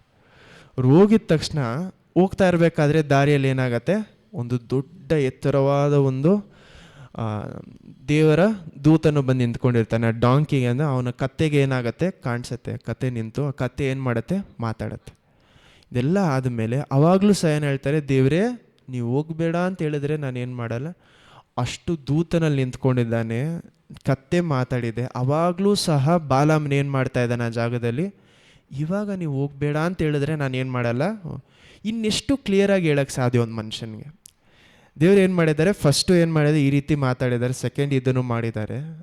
ಇವಾಗಲೂ ಸಹ ಏನು ಹೇಳ್ತಾರೆ, ನೀನು ಹೋಗಬೇಡ ಅಂತ ಹೇಳಿದ್ರೆ ಮಾತ್ರ ನಾನು ಏನು ಮಾಡಲ್ಲ, ಹೋಗಲ್ಲ. ಆ ರಾಜ ಏನು ಹೇಳ್ಬಿಡ್ತಾನೆ, ಒಂದು ಕಂಡೀಷನ್ ಆಗ್ತಾನೆ, ಹೋಗಿ ನಿಂತ್ಕೊಳ್ತಾನೆ ಬಾಲಾಮ. ಹೋಗಿ ನಿಂತ್ಕೊಂಡಿದ್ದ ತಕ್ಷಣ ರಾಜ ಏನು ಕಂಡೀಷನ್, ನೀನು ಶಾಪ ಹೇಳ್ದೆ ಹೋದರೆ ನಾನು ಏನು ಮಾಡಲ್ಲ, ನಾನು ನಿನಗೆ ಹಣಕಾಸು ಕೊಡೋದು ಇಲ್ಲ, ಬಂದಿದ್ದಕ್ಕೆ ಬರೀ ಕೈಯಲ್ಲಿ ವಾಪಸ್ ಹೋಗ್ಬೇಕು. ಬಾಲಾಮ್ಗೆ ಏನು ಬೇಕು, ಆ ಕಾಸು ಯಾವ ರೀತಿ ಆದರೂ ಬೇಕು. ಆದರೆ ಅವನೇನು ಹೇಳ್ತಾನೆ, ನನ್ನ ದೇವ್ರು ಹೇಳುವುದಕ್ಕೆ ವಿರೋಧವಾಗಿ ನೇನಕ್ಕಾಗಲ್ಲ ಅಂತ. ಕರೆಕ್ಟಾಗಿ ಇಸ್ರೇಲ್ಗೆ ಏನು ಮಾಡ್ತಾನೆ, ಸಾಧಕವಾಗಿ ಏನು ಮಾಡ್ತಾನೆ, ಪ್ರವಾದನೆ ಹೇಳ್ತಾನೆ. ಆದರೆ ಲಾಸ್ಟ್ ಅವನು ಹೋಗೋದಕ್ಕೆ ಮೊದಲು ಏನು ಮಾಡ್ತಾನೆ ಅಂದರೆ, ಒಂದು ಐಡಿಯಾ ಕೊಟ್ಬಿಟ್ಟು ಹೋಗ್ತಾನೆ ರಾಜನಿಗೆ. ಬಾಲಾಮ್ ಏನು ಹೇಳ್ತಾನಂದರೆ, ನಾನು ಡೈರೆಕ್ಟಾಗಿ ಇಸ್ರೇಲ್ಗೆ ಏನು ಮಾಡೋಕ್ಕಾಗಲ್ಲ, ಶಾಪ ಕೊಡೋಕ್ಕೆ ಸಾಧ್ಯ ಇಲ್ಲ. ಈ ಮೀಡಿಯಾನೈಟ್ ಲೇಡೀಸ್ನ ಏನು ಮಾಡಿ ನೀವು ಒಳಗಡೆ ಕಳಿಸ್ಬಿಡಿ. ಯಾರಂದರೆ ಇವರ ಜನರನ್ನು, ಮೋವಾಬ್ ಹೆಂಗಸರನ್ನ ಏನು ಮಾಡಿ ಒಳಗಡೆ ಕಳಿಸ್ಬಿಡಿ, ಅಲ್ಲಿ ಇಸ್ರೇಲ್ ಜನರ ಒಳಗಡೆ ಕಳಿಸ್ಬಿಡಿ. ಇವಾಗ ಏನಾಗತ್ತೆ, ಅವರು ಪಾಪ ಮಾಡಬೇಕಾದ್ರೆ ಆ ಶಾಪ ಏನಾಗತ್ತೆ, ಅವರೊಳಗಡೆ ತಟ್ಟತ್ತೆ ಅಂತ ಹೇಳ್ತಾರೆ. ಇದನ್ನು ನಿಮ್ಮ ಮನೇಲಿ ಹೋಗೋದಿ. ಯಾಕಂದರೆ ಈ ಒಂದು ಪಾಪದಿಂದ 24,000 ಸತ್ತು ಹೋಗ್ತಾರೆ. 24,000 ಜನರು, ಇಸ್ರೇಲ್ ಜನರು ಏನಾಗ್ತಾರೆ, ದೇವರು ಒಂದು ರೋಗವನ್ನು ಕಳಿಸಿ ಸಾಯಿಸ್ತಾರೆ. ಇದು ಮನೇಲಿ ಹೋಗಿ ನೀವು ಓದಲೇಬೇಕು, ಮುಖ್ಯವಾದ ವಿಷಯ. ಏನಕ್ಕೋಸ್ಕರ ಹೇಳಿದೆ ಅಂದರೆ, ದೇವರ ಒಳ್ಳೆತನ ಎಷ್ಟೇ ತೋರಿಸು ಇಸ್ರೇಲ್ ಜನರು ಏನು ಮಾಡಿಲ್ಲ, ಅವರ ಪಾಪದ ದಾರಿಯನ್ನು ಬಿಟ್ಟು ದೂರ ಬಂದೆ. ದೇವರು ಎಷ್ಟೇ ಹೇಳಿದ್ರೂ ಸಹ ಇವರಲ್ಲಿ ಏನಿರಲಿಲ್ಲ, ಆ ಒಂದು ಪಾಪದ ದಾರಿಯಲ್ಲಿ ನಡಿಬಾರ್ದು ಅನ್ನುವಂಥ ಆಸೆನೋ ಬುದ್ಧಿನೋ ಇರಲಿಲ್ಲ. ನಾವು ದೇವರ ಒಳ್ಳೆಯತನವನ್ನು ರುಚಿಸಿ ನೋಡದೆ ಹೋದರೆ ನಮ್ಮ ಪಾಪಗಳಿಂದ ನಾವು ಹಿಂತಿರುಗಿ ಬರುವುದು ಕಷ್ಟ. ನಮ್ಮ ಪಾಪದಿಂದ ಮನಸ್ಸನ್ನು ಚೇಂಜ್ ಮಾಡಿಕೊಳ್ಳುವುದು ಸಹ ಕಷ್ಟ. ದೇವರ ಒಳ್ಳೆಯತನನೇ ನಿಮ್ಮನ್ನು ನಿಮ್ಮ ಪಾಪದಿಂದ ಏನು ಮಾಡುತ್ತೆ, ಬಿಡಿಸುತ್ತೆ. ನಿಮ್ಮ ಮನಸ್ಸಲ್ಲಿ ಒಂದು ಚೇಂಜ್ನ ಉಂಟು ಮಾಡುತ್ತೆ. ಹಲ್ಲೆಲೂಯಾ. ನೋಡಿ, ಎಸೆಕಿಯೇಲ್ 36ನೇ ಅಧ್ಯಾಯದಲ್ಲೂ ಸಹ ದೇವರು ಇದನ್ನೇ ಹೇಳ್ತಾರೆ. 35-36 ಇದನ್ನೇ ದೇವರು ಹೇಳ್ತಾ ಇರ್ತಾರೆ. ನಿಮ್ಮ ದೇವರ ಒಳ್ಳೆಯತನವು ನಿಮ್ಮನ್ನು ನಿಮ್ಮ ಪಾಪದಿಂದ ಏನು ಮಾಡುತ್ತಂತೆ, ನಿಮ್ಮ ಪಾಪದಿಂದ ನಿಮ್ಮನ್ನೇನು ಮಾಡುತ್ತೆ, ಸಪ್ರೇಟ್ ಮಾಡಿ ನಿಮ್ಮನ್ನೇನು ಮಾಡುತ್ತೆ, ನಿಮ್ಮ ಮನಸ್ಸನ್ನು ಚೇಂಜ್ ಮಾಡುತ್ತೆ. ಹಲ್ಲೆಲೂಯಾ. ದೇವರು ನಿಮ್ಮ ಜೀವನದಲ್ಲಿ ಒಳ್ಳೆಯತನ ಹೆಚ್ಚು ಮಾಡುತ್ತಾ ಯಾವ ರೀತಿ ಈ ಜನರು ಅವರ ಮನಸ್ಸನ್ನು, ಪೇತ್ರನು ತನ್ನ ಮನಸ್ಸನ್ನು ಚೇಂಜ್ ಮಾಡ್ಕೊಳ್ತಾರೆ, ಅದೇ ರೀತಿ ನಾವು ಸಹ ಏನು ಮಾಡಬೇಕು, ಮನಸ್ಸನ್ನು ಚೇಂಜ್ ಮಾಡಬೇಕು. ದೇವರ ಒಳ್ಳೆಯತನ ನಿಮ್ಮನ್ನು ರಿಪೆಂಟೆನ್ಸಲ್ಗೆ ಏನಾಗಬೇಕು, ನಿಮ್ಮನ್ನು ಮನಸ್ಸಾಂತರದ ಒಳಗಡೆ, ಪಶ್ಚಾತ್ತಾಪದ ಒಳಗಡೆ ಕರ್ಕೊಂಡು ಹೋಗ್ಬೇಕು. ಹಲ್ಲೆಲೂಯಾ. ನಿಮ್ಮಲ್ಲಿ ಆ ಪಶ್ಚಾತ್ತಾಪ ಇಲ್ಲದೆ ಹೋದರೆ, ನಿಮ್ಮಲ್ಲಿ ಆ ಒಂದು ದೇವ್ರ ಹತ್ರ ನೀವು ಇಷ್ಟೇ ತಪ್ಪು ಮಾಡಿದ್ರು ನೀವು ನಿಮ್ಮ ದಾರಿಯಲ್ಲೇ ಹೋಗ್ತಾ ಇದ್ದಾರೆ, ದೇವರು ಏನು ಮಾಡ್ತಾರೆ, ಇಸ್ರೇಲ್ ಜನರ ರೀತಿಯಲ್ಲಿ ದೇವ್ರು ನಿಮಗೂ ಆಪರ್ಚುನಿಟಿ, ಚಾನ್ಸ್ ಕೊಡ್ತಾರೆ. ಯಾಕಂದರೆ ಇಸ್ರೇಲ್ ಜನರಿಗೆ ಯಾವ ರೀತಿ ಈಜಿಪ್ಟಿಗೆ 10 ವಾದೆಗಳು ಬಂತು, ಇಸ್ರೇಲ್ ಜನರಿಗೂ 10 ಚಾನ್ಸ್ ಕೊಡ್ತಾರೆ ದೇವರು. ಆದರೆ ಆ ಜನರು ಏನು ಮಾಡಲ್ಲ, 10 ಚಾನ್ಸ್ನ ಎಲ್ಲ 10 ಸತಿ ದೇವರು ಆಪರ್ಚುನಿಟಿ ಕೊಟ್ಟರು, ಅವಕಾಶ ಕೊಟ್ಟರು, ಅವ್ರು ಏನು ಮಾಡಲ್ಲ, ತಮ್ಮ ಮನಸ್ಸನ್ನು ಚೇಂಜ್ ಮಾಡ್ಕೊಳ್ಳಲ್ಲ, ದೇವ್ರ ಕಡೆ ತಿರ್ಕೊಳ್ಳೋ. ಒಂದು ಕಷ್ಟ ಬಂದರೆ ದೇವ್ರ ವಿರೋಧವಾಗಲೇ ಹೋಗ್ತಾಯಿದ್ರು. ಅದಕ್ಕೋಸ್ಕರ 40 ವರ್ಷ ದೇವ್ರು ಏನು ಮಾಡಿಬಿಡ್ತಾರೆ, ಅವ್ರನ್ನ ಸಾಯಕ್ಕೆ ಬಿಟ್ಬಿಡ್ತಾರೆ. ನೆಕ್ಸ್ಟ್ ಜನ್ರೇಷನ್ ಏನಾಗುತ್ತೆ, ಏನಾಗುತ್ತೆ, ಪ್ರವೇಶ ಮಾಡುತ್ತೆ ಕಾನಾನ್. ಹಲ್ಲೆಲೂಯಾ. ದೇವರು ಆ ಮನುಷ್ಯರು ಸಾಯುವವರೆಗೂ ಏನು ಮಾಡಿಲ್ಲ, 40 ವರ್ಷ ಬಿಟ್ಟಿಲ್ಲ. ಅವ್ರು ಆ ಜನ್ರೇಷನ್ ಫುಲ್ ಸೆತ್ತ ಮೇಲೆ ನೆಕ್ಸ್ಟ್.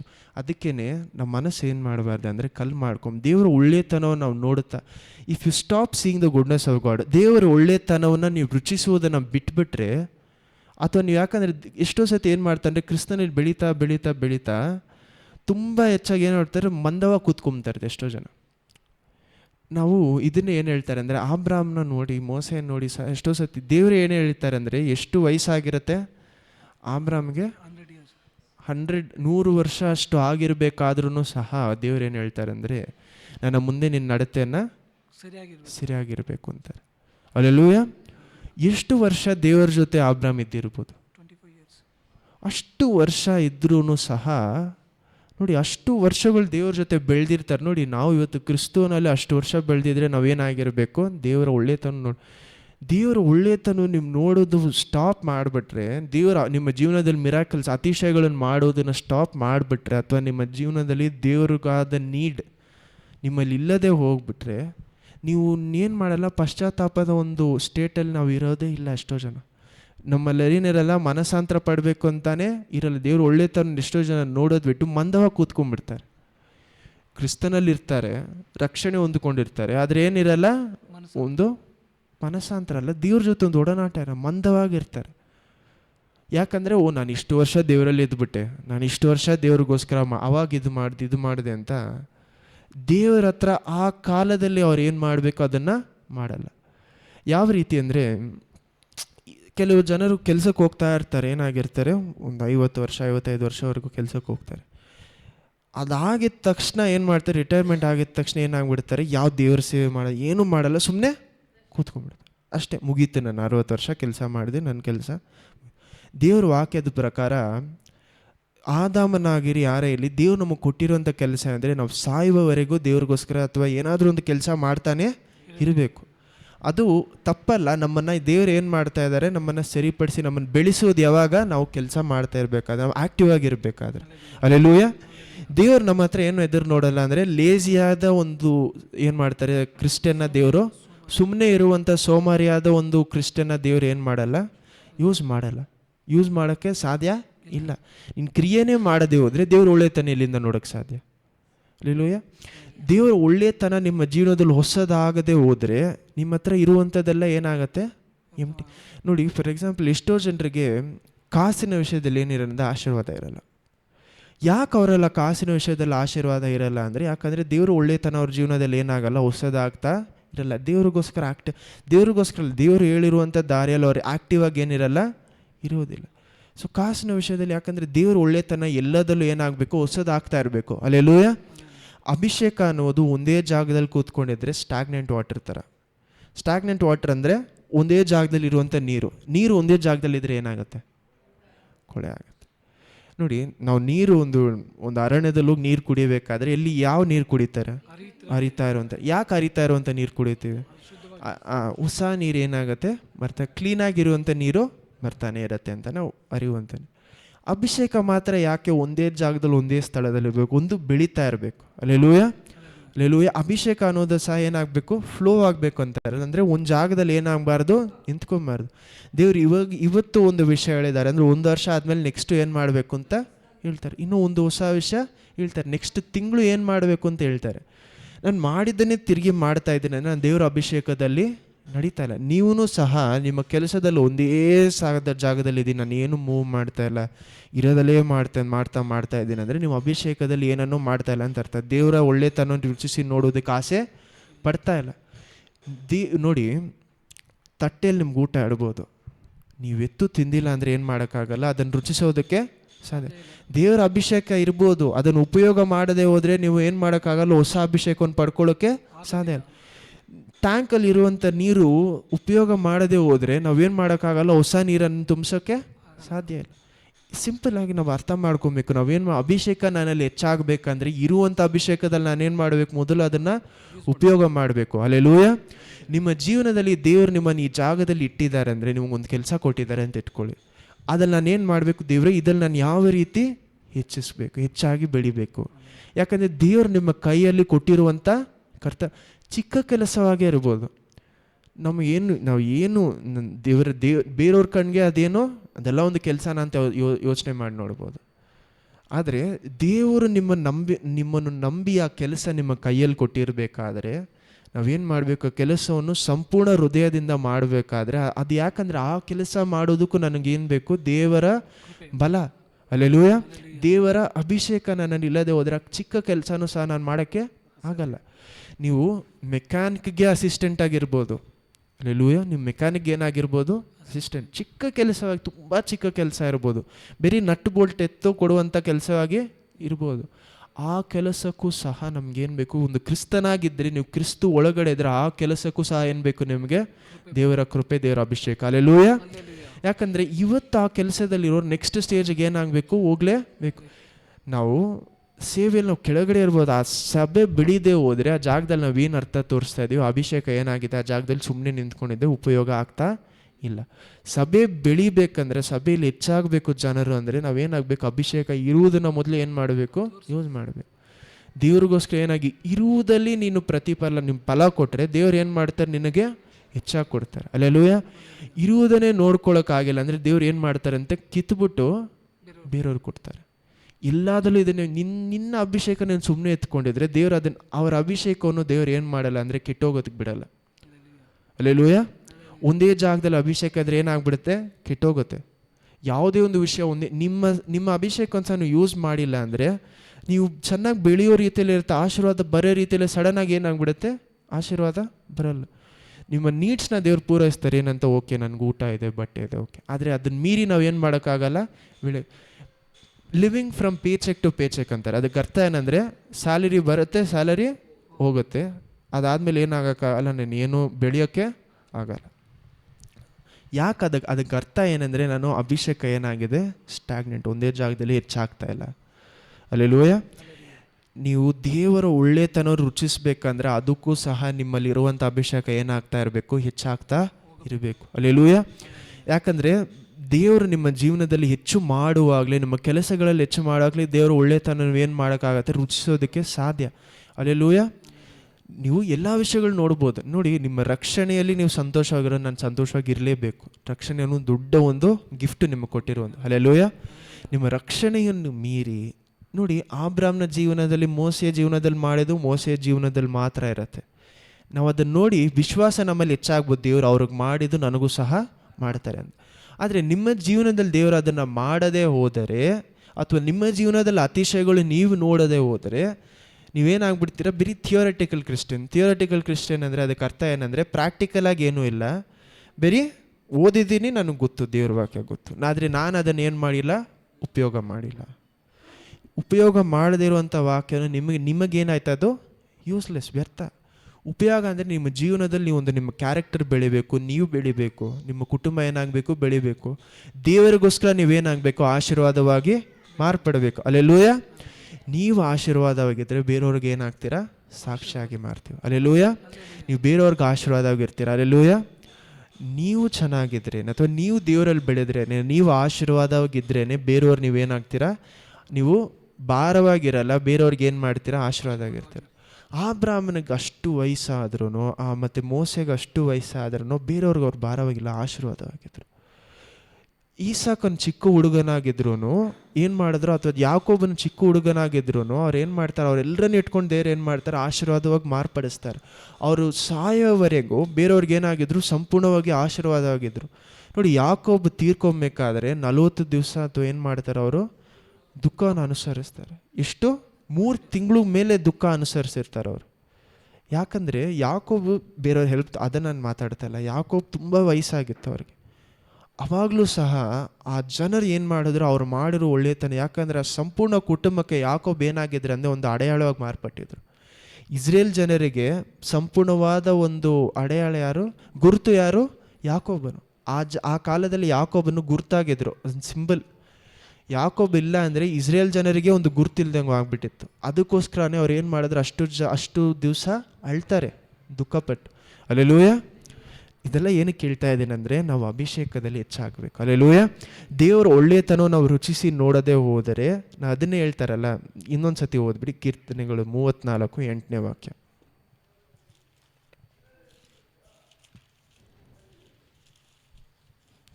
ಕೀರ್ತನೆಗಳು 34 8. ಕೀರ್ತನೆಗಳು 34:8. ಕರ್ತರು ಸರ್ವೋತ್ತಮರು ಎಂದು ಅನುಭವದಿಂದ ತಿಳಿದುಕೊಳ್ಳಿರಿ. ನೋಡಿ, ಕರ್ತರು ಒಳ್ಳೆಯವರಂತ ಏನ್ ಮಾಡಿ, ಅನುಭವದಿಂದ ತಿಳಿದುಕೊಳ್ಳ್ರಿ. ಅವರನ್ನು ಆಶ್ರಯಿಸಿಕೊಂಡವರು ಎಷ್ಟೋ ಧನ್ಯರು, ಎಷ್ಟೋ ಧನ್ಯರು. ಕಂಟಿನ್ಯೂ ಮಾಡಿ ಹಂಗೆ. ಕರ್ತನ ಜನರೇ, ಅವರಲ್ಲಿ ಭಯಭಕ್ತಿ ಉಳ್ಳವರು ಆಗಿರ್ರಿ. ಅವರಲ್ಲಿ ಭಯಭಕ್ತಿ ಉಳ್ಳವರಿಗೆ ಯಾವ ಕೊರತೆಯೂ ಇರುವುದಿಲ್ಲ.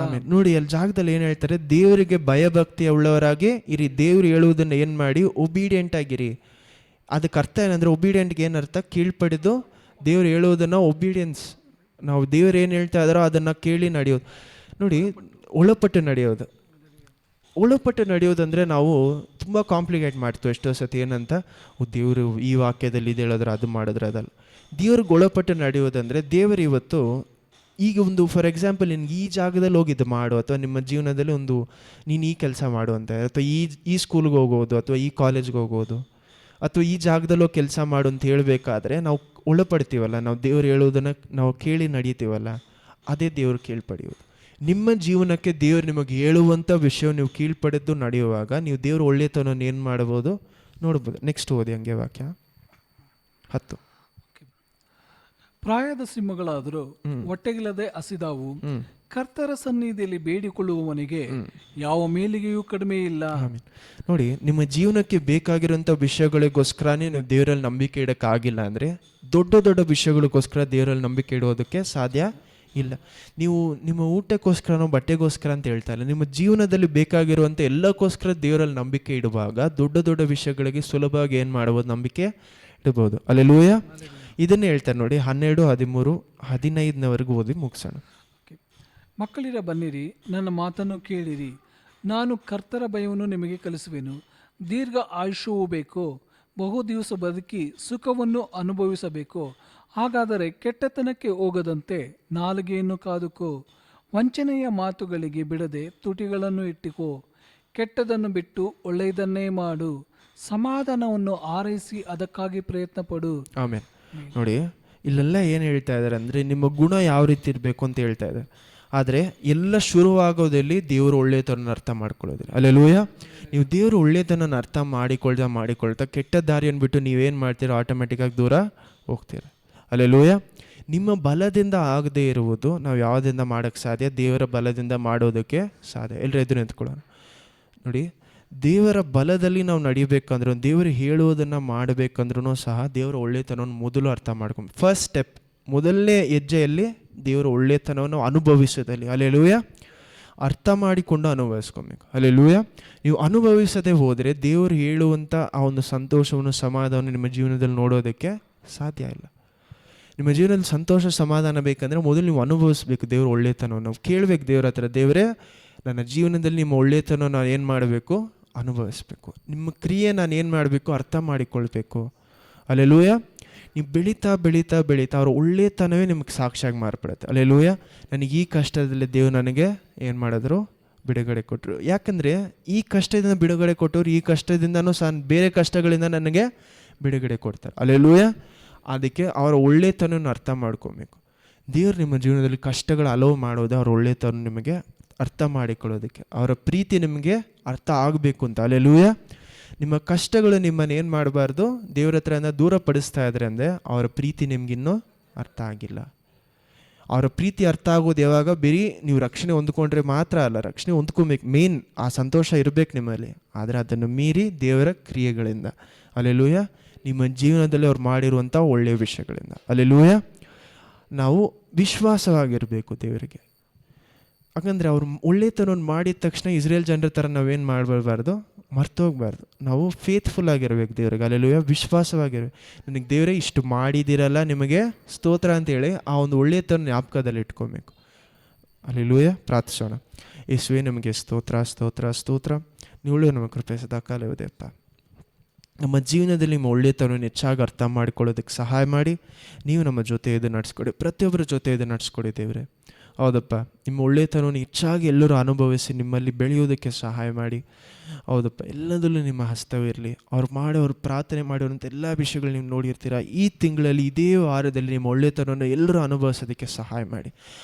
ಅವ್ರು ಎಷ್ಟೋ ದಿವಸಗಳಿಂದ, ಎಷ್ಟೋ ವರ್ಷಗಳಿಂದ ಮಾಡ್ತಾ ಇರುವಂಥ ಪ್ರಾರ್ಥನೆಗಾದ ಉತ್ತರವನ್ನು ಅಪ್ಪ ಈ ತಿಂಗಳಲ್ಲಿ ಇದೇ ವಾರದಲ್ಲಿ ಎಲ್ಲರೂ ನೀವು ಕೊಟ್ಟಿದ್ದಕ್ಕಾಗಿ ಸ್ತೋತ್ರ. ಬರುವಂಥ ವಾರದಲ್ಲಿ ನಾವೆಲ್ಲರೂ ಸಾಕ್ಷಿ ಹೇಳುವಂಥ ರೀತಿಯಲ್ಲಿ ನಮ್ಮ ಜೀವನಗಳನ್ನು ಮಾರ್ಪಡಿಸಿದ್ದಕ್ಕಾಗಿ ನಮಗೆ ಸ್ತೋತ್ರ. ಹೌದಪ್ಪ, ನೀವು ಬರುವಂಥ ವಾರದಲ್ಲಿ ಹೆಚ್ಚಾದ ಸಾಕ್ಷಿಗಳನ್ನು ಕೇಳುವಂಥ ರೀತಿಯಲ್ಲಿ ಅವ್ರು ಮಾಡಿರುವಂಥ ಪ್ರಾರ್ಥನೆಗಳಿಗೆ ನೀವು ಉತ್ತರ ಕೊಟ್ಟಿದ್ದಕ್ಕಾಗಿ ಸ್ತೋತ್ರ. ಯಾವುದೋ ಒಂದು ವಿಷಯದಲ್ಲಿ ಇಂಪ್ರೂವ್ಮೆಂಟ್, ಯಾವುದೋ ಒಂದು ವಿಷಯದಲ್ಲಿ ನಾವು ಬೆಳಿಬೇಕು ಅಂತ ಪ್ರತಿಯೊಬ್ಬರು ಪ್ರಾರ್ಥನೆ ಮಾಡ್ತಾ ಇರಬೇಕಾದ್ರೆ ಆ ಪ್ರಾರ್ಥನೆಗೆ ನೀವು ಸದುತ್ತರನ್ನು ದಯಪಾಲಿಸಿದ್ದಕ್ಕಾಗಿ ಸ್ತೋತ್ರ. ಹೌದಪ್ಪ, ನಿಮ್ಮ ಒಳ್ಳೆತನವನ್ನು ಅನುಭವಿಸಿ ಇನ್ನೂ ಹೆಚ್ಚಾಗಿ ನಿಮ್ಮಲ್ಲಿ ಬೆಳೆದು ನಾವು ಪಾಪದ ದಾರಿಯನ್ನು ಬಿಟ್ಟು ನಿಮ್ಮ ಹತ್ರ ಬೆಳೆಯೋದಕ್ಕೆ ಸಹಾಯ ಮಾಡಿ. ಈ ವಾರದಲ್ಲಿ ನಿಮ್ಮ ಒಳ್ಳೆತನವನ್ನು ಪ್ರತಿಯೊಬ್ಬರು ಅನುಭವಿಸೋದಕ್ಕೆ ಸಹಾಯ ಮಾಡಿದ್ದಕ್ಕಾಗಿ ಸ್ತೋತ್ರ. ಪ್ರತಿಯೊಬ್ಬರು ನೆಕ್ಸ್ಟ್ ವೀಕಲ್ಲಿ ನಿಮ್ಮ ಯಾವುದಾದ್ರೂ ಒಂದು ಚಿಕ್ಕ ವಿಷಯ, ದೊಡ್ಡ ವಿಷಯಗಳೊಂದು ಸಾಕ್ಷಿ ನಾವು ಕೇಳೋದಕ್ಕೆ ಸಹಾಯ ಮಾಡಿಯಪ್ಪ. ಹೌದಪ್ಪ, ನಿಮ್ಮ ಒಳ್ಳೆತನ ನಾವು ಹೆಚ್ಚಾಗಿ ಬೆಳೆಯೋದಕ್ಕೆ ಸಹಾಯ ಮಾಡಿ. ಎಂದು ಮಾರದೇ ಇರುವಂಥ ದೇವ್ರು ನೀವು ಆಶೀರ್ವದಿಸೋದಕ್ಕಾಗಿ ಸ್ತೋತ್ರ. ನೀವು ಹೇಳಿದ್ದೀರಲ್ಲ ಮತ್ತೆ 16ನೇ ಅಧ್ಯಾಯದಲ್ಲಿ, ಹೌದಪ್ಪ, ಅದೇ ಯೋಹಾನಲ್ಲೂ ಹೇಳ್ತೀರ, ಯೋಹಾನ 16 ಹೇಳ್ತೀರ. ಹೌದಪ್ಪ, ನಾವು ತಂದೆಯ ಬಳಿಯಲ್ಲಿ ಬಂದು ನಾವು ಕೇಳುವಾಗ ಯೇಸು ಕ್ರಿಸ್ತನ ನಾಮದಲ್ಲಿ ನಾವು ತಂದೆಯ ಬಳಿಯಲ್ಲಿ ಹೋಗಿ ಏನನ್ನು ಕೇಳ್ತೀವೋ ನಿಮ್ಮ ಚಿತ್ತಕ್ಕೆ ಅನುಸಾರ ನೀವು ದಯಪಾಲಿಸ್ತೀರಂತ. ಹೌದಪ್ಪ, ನಿಮ್ಮ ಚಿತ್ತಕ್ಕೆ ಅನುಸಾರ ನೀವು ದಯಪಾಲಿಸಿದ್ದಕ್ಕಾಗಿ ನಿಮಗೆ ಸ್ತೋತ್ರ ಸ್ತೋತ್ರ ಸ್ತೋತ್ರ. ನಿಮ್ಮ ಹಸ್ತ ನಮ್ಮ ಪ್ರತಿಯೊಬ್ಬರನ್ನು ನಿಮ್ಮ ನಡೆಸಲಿ ಅಪ್ಪ. ಹೌದಪ್ಪ, ನೀವು ಹೌದಪ್ಪ, ನಿಮ್ಮ ಹತ್ರ ನಾವು ಬೆಳೆಯೋದಕ್ಕೆ ಸಹಾಯ ಮಾಡಿ. ತಂದೆಯಾದ ದೇವರ ಪ್ರೀತಿಯು, ಹೌದಪ್ಪ, ಯೇಸು ಕ್ರಿಸ್ತುವಿನ, ಹೌದಪ್ಪ ಸ್ತೋತ್ರ, ಆ ಒಂದು ಕೃಪೆಯು, ಬಲವು, ಹೌದು, ಅದೇ ರೀತಿ ಪವಿತ್ರಾತ್ಮರ ಅನ್ಯೋನ್ಯತೆ ಐಕ್ಯತೆ ನಮ್ಮ ಪ್ರತಿಯೊಬ್ಬರನ್ನು ನಿಮ್ಮಲ್ಲಿ ಹೆಚ್ಚಾಗಿ ಬೆಳೆಸಿ ನಮ್ಮ ಪ್ರಾರ್ಥನೆಗಳು ಉತ್ತರವನ್ನು ಕೊಡಿ. ನಿಮ್ಮ ಪ್ರೀತಿಯನ್ನು ಅರ್ಥ ಮಾಡಿಕೊಳ್ಳೋದಕ್ಕೆ ನಿಮ್ಮ ಕೃಪೆ ಸಿಂಹಾಸನದ ಮುಂದೆ ಬಂದು ನಾವೆಲ್ಲರೂ ಪ್ರಾರ್ಥನೆ ಮಾಡ್ತಾ ಇದ್ದೀವಿ. ಎಲ್ಲವನ್ನು ಯೇಸು ಕ್ರಿಸ್ತ ನಾಮದಲ್ಲಿ ಬೇಡುವುದೇ ದೇವ ತಂದೆಯೇ, ಆಮೇನ್.